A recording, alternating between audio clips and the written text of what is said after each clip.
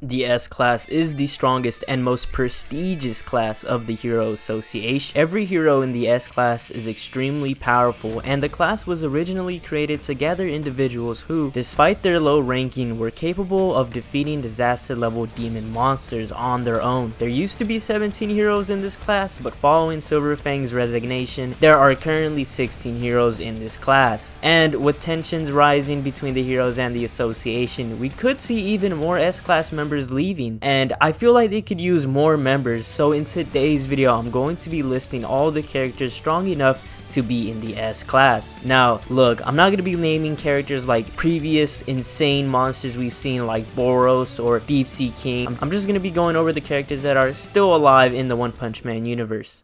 I will be going over the entirety of the One Punch Man storyline, so if you're reading the manga or you're watching the anime, be aware of spoilers, as there will be spoilers potentially for both the upcoming season and of course the manga, so be aware. Anyways, back to the video, and starting off our list is none other than probably the most obvious pick in my opinion, and that is Amai Mask, aka Handsome Kaiman or Handsomely Masked Sweet Mask, and it doesn't matter what you call him by, okay? He's the pretty boy of the Hero Association and the most popular character in the One Punch Man universe. But don't be fooled by his outward appearance, because inside he is literally a monster and extremely powerful. So this guy Amai Mask is the overseer, and I would say the person who's in charge of who's allowed to get in the S class. As an A class rank 1 hero in the Hero Association, he's very skilled and powerful. He's even seen being an asshole and scolding the S class most of the time for not getting their job done right. And there's a reason why he stays in A class rank 1 and why he doesn't move up. You see, Sweet Mask is a very narcissistic person, and he lets the popularity and status get to his head, so he stays in his A class rank 1 position to prevent unworthy heroes from getting promoted into the S class. He doesn't want the popularity and the reputation that the Hero Association's heroes have, and because of that, he just feels that he has to be in charge of who gets allowed into the A class or S class. Now, in spite of his negative personality and all the things I just told you,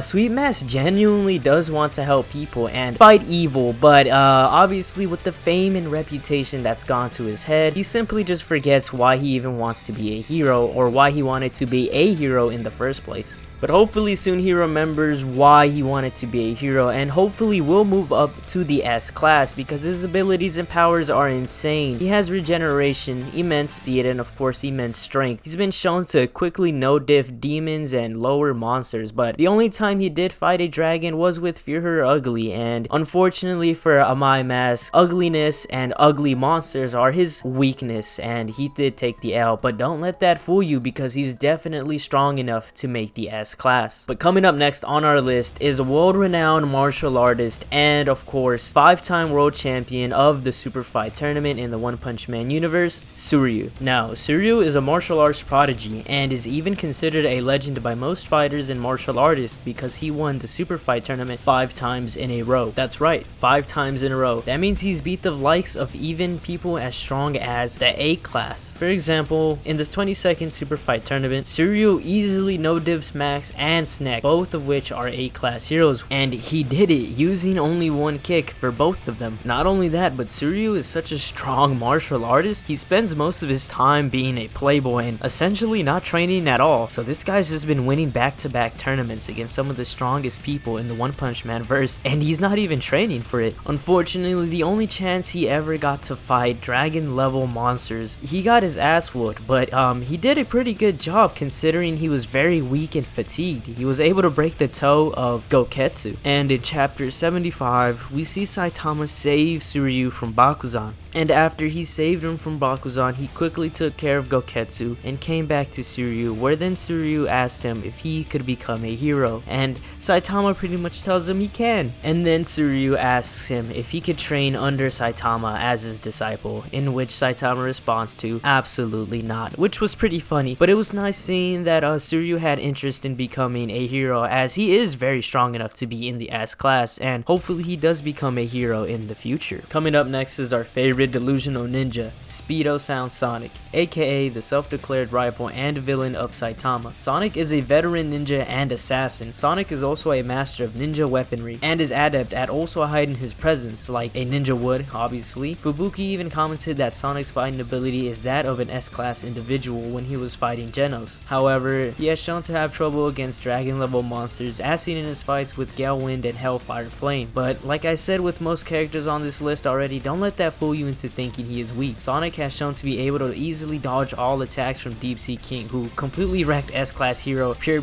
Prisoner. And despite his calm demeanor, Sonic loves to fight, and he is easily motivated by his bloodlust against weak opponents. Motivated by the thrill of battle and his superiority against strong opponents he can beat, and motivated by competition against a strong opponent he can't beat. Now look, Sonic has a large ego, but when he sets his mind to killing someone, he refuses to give up until he succeeds, and unwilling to tolerate the existence of someone capable who has directly beaten him. Now look, that's not very hero-like traits, but we need someone's ruthlessness like Speedo Sound Sonic, and he's definitely strong enough to be S-class. Plus, if he joins the Hero Association, he'll be even closer to Saitama. I think that would be pretty funny because he would just be bothering Saitama and just probably be asking him to fight him. But enough about the ninja stuff and back to the martial arts, because our next character on our list is none other than Bomb, aka Bamburu, known as the Wind of Death. Now Bomb, being the older brother of the former S-class hero Bang and the creator and teacher of the Whirlwind Iron Cutting Fist,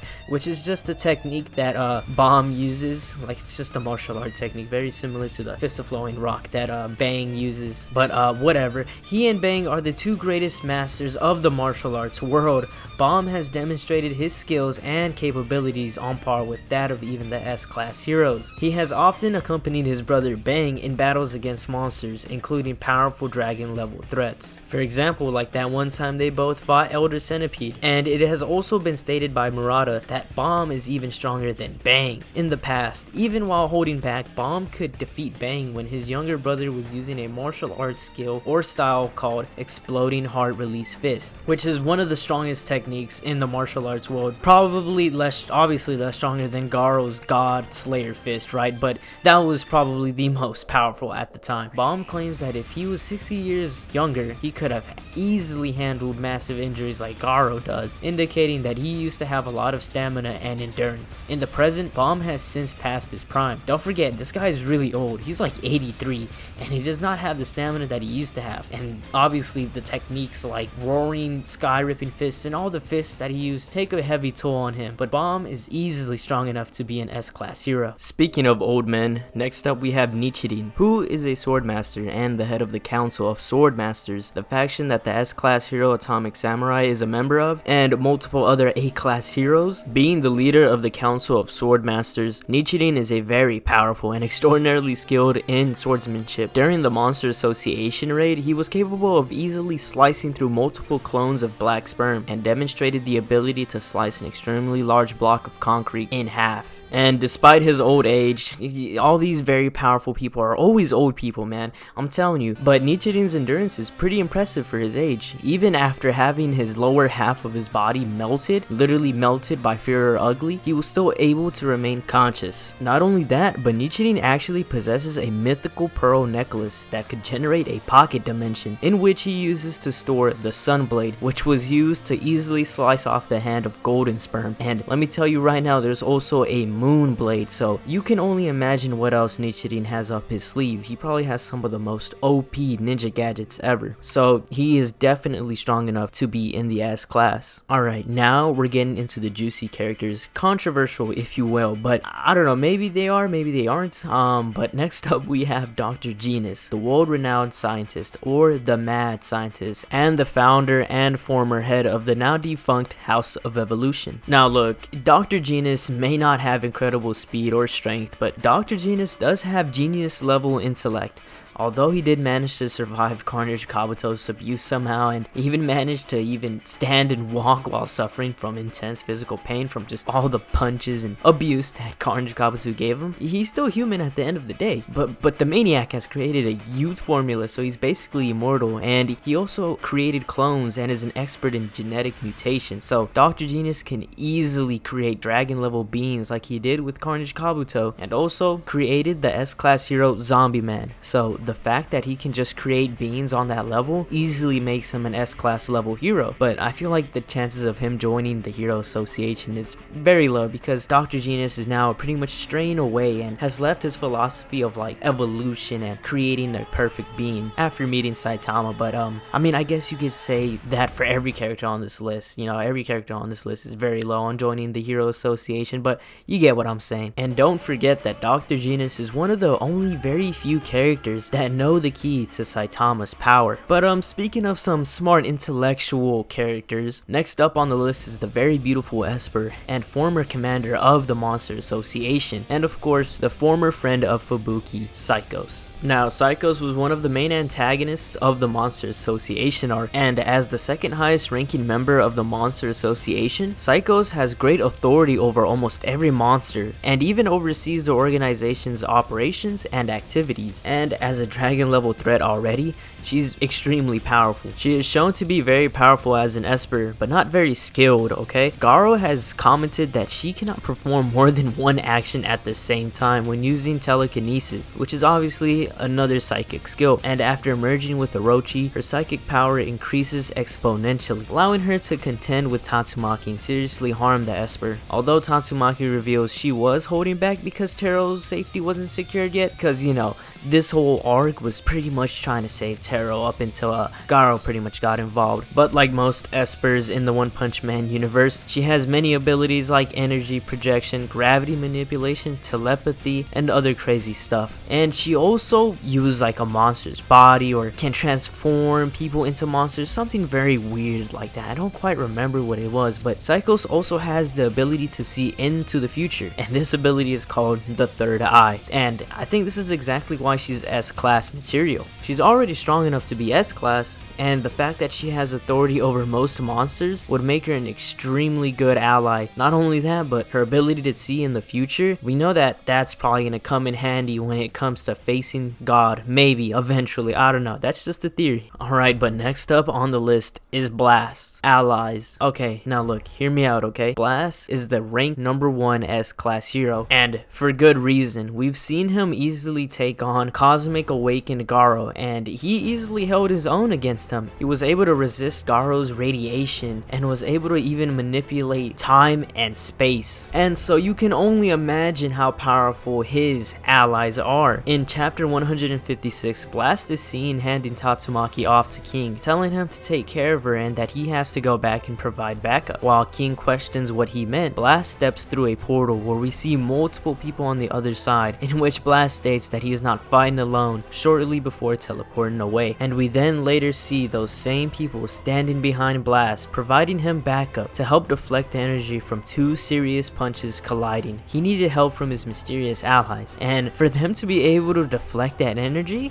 that means these guys are seriously strong. That's 2 serious punches coming at you. I mean, not only that, but these guys are going around various places in the One Punch Man universe to collect the mysterious cubes that communicate with God. And so if these guys have some knowledge on God, they'll be pretty useful for when he comes, or for when that time comes to really take him on. But seriously, these guys are strong enough to be in the S-class, and this leads us to our final character on the list, and that'll be Garo. What can I say about Garo to prove to you that he is definitely strong enough to be in the S-class? Well, here, let's see. He took on the S-class rank 1 hero already, Blast. He went toe-to-toe with Saitama. He killed off everyone, pretty much the whole S-class except for Blast, when he was exposing them to his radiation. So there's really, I don't think there's a lot I gotta say to really prove to you that he can be in the S-class. We did see in chapter 170 that he wants to get his fist back, the one that he learned while he was monsterized, and he wants to awaken that without monsterizing, and he wants to basically take on every hero until he does figure out his fist again. And so we also see in the chapter that Bang left the Hero Association Association and left a retirement notice, and Bang would rehabilitate Garo and eventually make him join the Hero Association.